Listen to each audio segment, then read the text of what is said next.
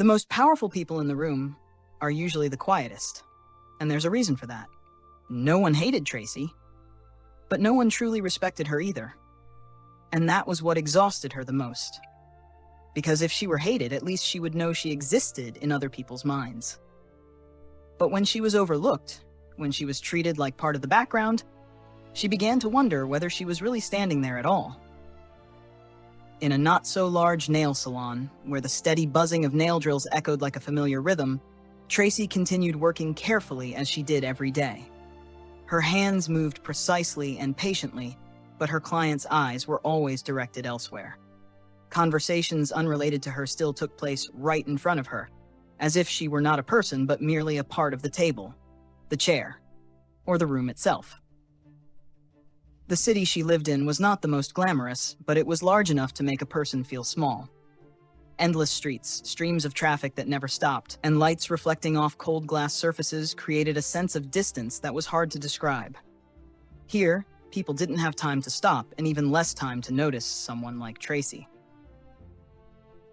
On her very first day in this place, she had already felt it. Not through words, but through the way people walked past her.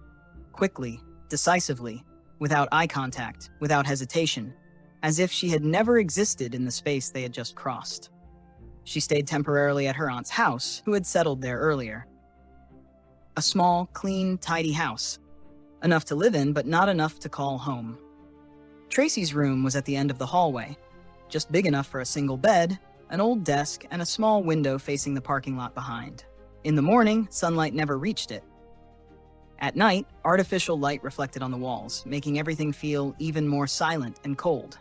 Sometimes she sat there for a very long time, doing nothing, just listening to the stretching silence around her, and realizing that for the first time in her life, she truly felt alone. Back in her hometown, Tracy had never had the concept of weakness. Not because she didn't have emotions, but because she didn't have a choice. Her family needed her to be strong.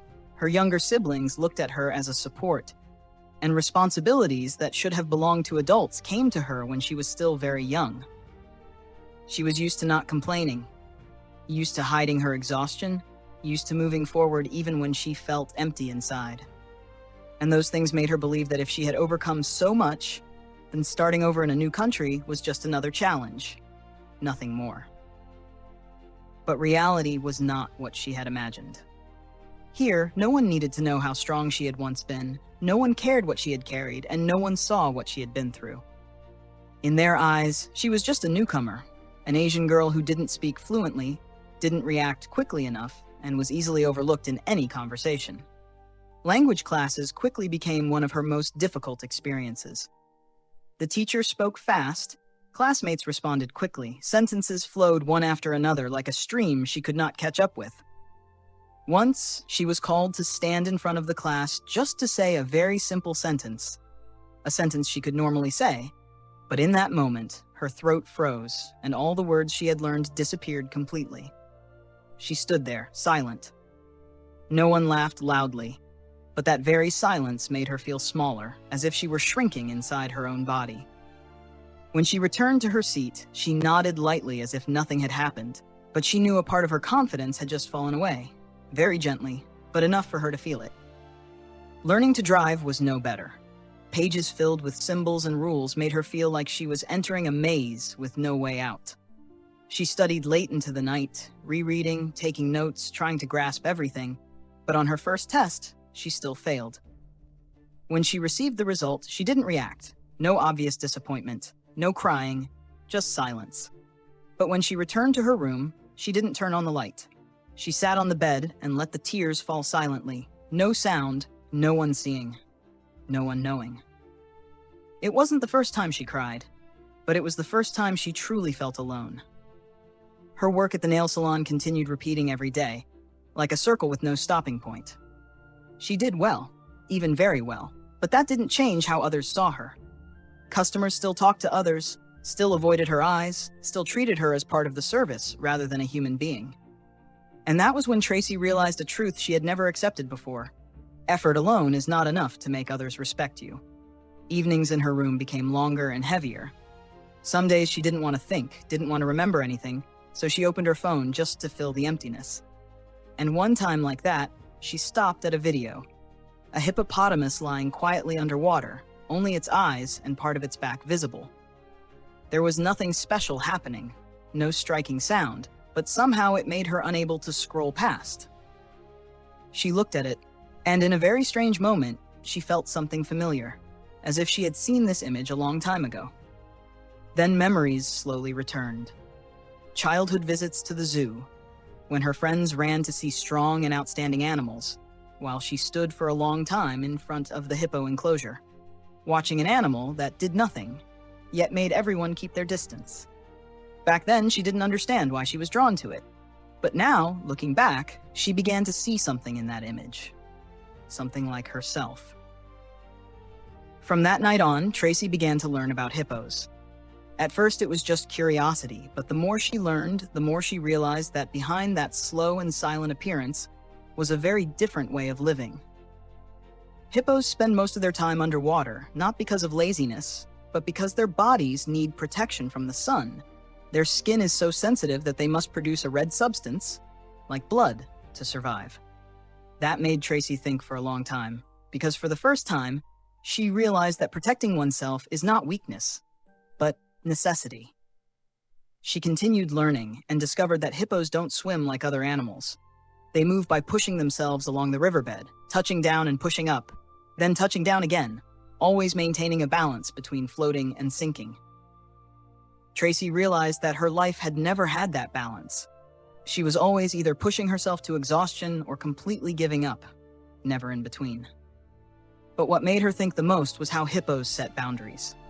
They don't initiate attacks, but when invaded, they don't retreat, don't explain, don't negotiate. They respond immediately. Not because they are aggressive, but because they clearly understand their territory. And that was when Tracy began to understand something she had never realized before. The problem was not that she wasn't good enough, but that she had never set boundaries for herself. Realizing that did not immediately change Tracy's life, but it changed the way she began to see everything. In the days that followed, she still went to work, still attended classes, still lived in the small room with its familiar yellow light. But inside her, she was no longer the same. There was a very subtle shift, almost invisible, but enough for her to begin observing instead of just reacting, to begin understanding instead of just enduring. She started paying attention to how customers responded when being served, noticing small details she had previously overlooked, noticing herself in each moment. When a customer asked for extra service without paying more, for the first time, she did not stay silent. She did not argue, did not show irritation, she simply refused gently. It did not create any major conflict, but it left behind a very different feeling. No one said anything, but she knew something had changed. Small, but real.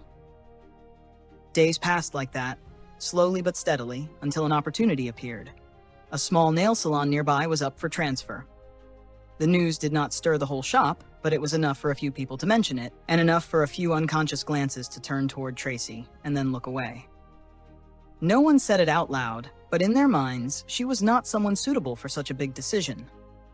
If it had been before, Tracy might have thought the same. She would have questioned whether she was good enough, experienced enough, confident enough. But this time, she did not rush to give an answer. She did not agree, nor did she refuse. She simply paused. That was the first difference. She took a day off. Not to think harder, but to step out of the familiar rhythm she had been caught in for too long. That morning, the city was the same. Cars still moved, people still hurried, lights still felt cold. But Tracy no longer walked in that rhythm. She slowed down, step by step, as if relearning how to feel the world around her. She took a ride to the city zoo, a place she had not thought about for a long time. When she stepped through the gate, she did not feel excitement like a child, nor did she have any clear purpose, just a very light feeling, as if she was allowing herself to pause for the first time in a very long time. Her feet almost automatically led her to the hippo area, as if her body had remembered the way for years. The space there was quiet, not crowded, just a still surface of water and large bodies almost motionless beneath it. She stood for a while, then sat down. Not to watch, but to be there. truly there, without being pulled away by any other thoughts. A hippo moved slowly underwater. It did not swim, but pushed itself from the bottom, then touched down again, repeating that motion steadily. No rush, no hesitation, just a stable rhythm. Tracy watched for a long time and realized it never panicked, never hurried. But she knew that if necessary, it could become fast and powerful in a terrifying way. She recalled what she had read, that hippos could open their mouths wide enough to make other predators wary, but they did not do so often. They did not seek conflict, but neither did they avoid it when invaded. They did not try to control the entire river, but their part of the water. No one was allowed to enter. She looked down at the water, where a hippo was almost completely submerged, only its eyes and small ears above the surface. Most of its body was hidden, but that did not make it weaker. On the contrary, that silence made it unpredictable, and therefore formidable. A thought slowly formed in Tracy's mind, not clear at first, but becoming sharper over time. Perhaps true strength is not about how much you show, but about how much you don't need to show.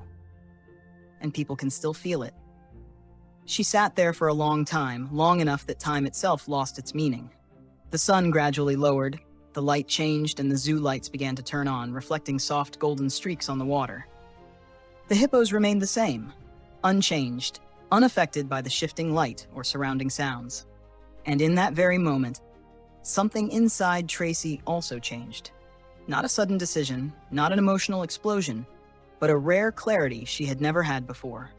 She did not need to become someone else, did not need to speak like others, did not need to try to fit into any mold. She just needed to return to herself. A person who had always been strong, but had forgotten it while trying to adapt.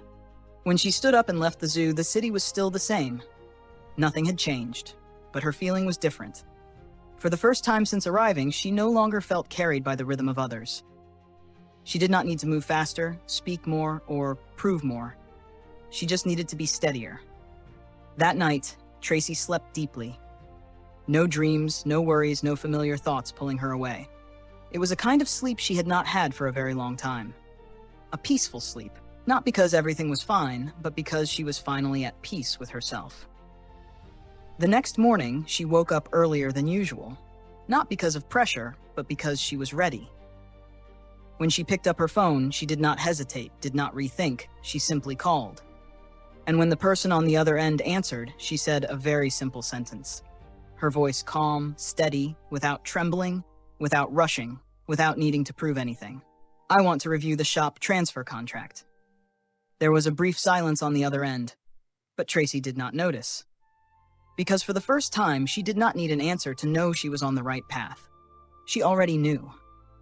Like a hippopotamus that does not need anyone to confirm its strength, yet still makes the entire current around it shift. After that call, things did not change immediately, but Tracy knew something was different.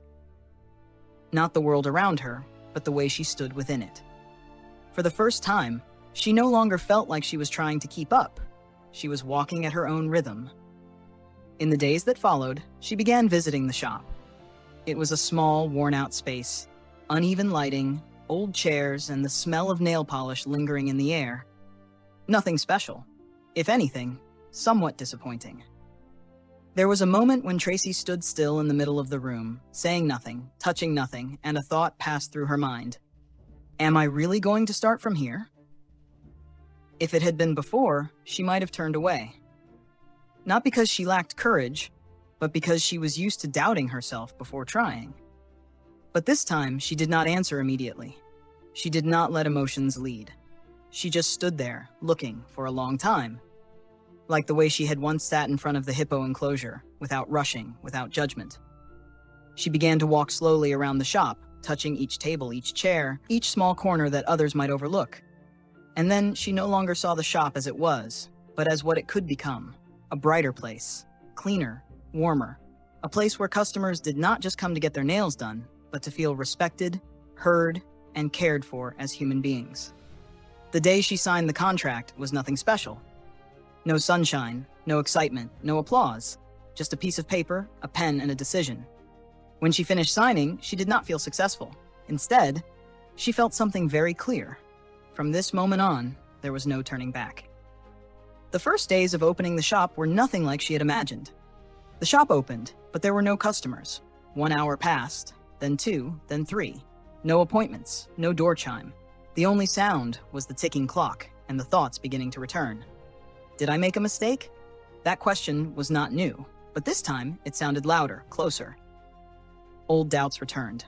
Memories of past failures, moments she stood silent in class, nights she cried alone in the dark room, all seemed to come back at once. One evening after closing the shop, Tracy did not go home. She stayed, alone, in the space she had put almost everything into. The lights were still on, but there was no one. She looked. Every corner, every empty chair. And for the first time in a long while, she clearly felt her own loneliness. But this time, she did not collapse. She remembered the image of the hippo standing underwater, almost motionless, not because it was weak, but because it was waiting. Not waiting for luck, but waiting for the right moment. Its stillness was not stopping, it was accumulation. Tracy took a deep breath. She did not change everything hastily. She did not lower prices to attract customers. She did not follow what others thought was right. Instead, she started from the smallest things, cleaning every corner, adjusting the lighting, rearranging the space to feel warmer and more comfortable. She learned to remember customers' names, their habits, how they liked to be served. On the third day, one customer walked in. Just one. But Tracy worked as if that person was the most important customer she had. No rushing, no carelessness, no detail overlooked. The customer did not say much, but when they stood up, they looked at her longer than usual, a look Tracy had never seen before. The next day, that person came back. And this time, they brought someone else. Everything began like that. Very slowly, almost unnoticeable, if one did not have enough patience. There were still quiet days, still pressure, still moments when Tracy questioned whether she was on the right path. But she no longer panicked as before. She began to understand that silence is not always a sign of failure. Sometimes, it is the phase where many people give up, but also the phase where a few become different. Time passed, and the shop began to have more stable customers. Not sudden crowds, not explosive growth, but steady. Those who came returned and brought friends. Not because of cheap prices, but because they felt something they could not find elsewhere: respect.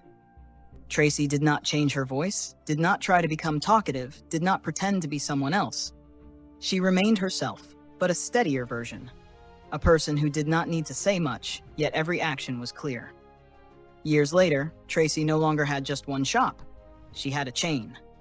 But what made her proud was not the numbers. It was what she could do for others. She returned to her hometown, opened training classes, created opportunities for girls who were once like her. Those who had to grow up too early. Those who were used to enduring, but had never learned how to stand up. And not only in her hometown, wherever she was needed, she showed up. Not loudly, not showily, but creating real value. Tracy did not become someone else. She simply became herself, more clearly. Like a hippopotamus, one that does not need to leave the water to prove its strength, yet still makes the entire river change its flow. And perhaps that is what many of us forget. You don't need to be loud to be respected. You don't need to become someone else to be recognized. You just need to be steady enough that no one can look down on you. And sometimes the answer to your life is not in the noisiest places, but in a very quiet place, where you can see yourself most clearly. Like a hippopotamus standing still in the water, doing nothing, yet making the whole world pay attention. If this story brings you a new perspective, press subscribe right now, because every subscription not only helps you receive more valuable lessons, but is also a great motivation for the channel to continue searching, exploring, and sharing deeper insights from the mysterious world of animals.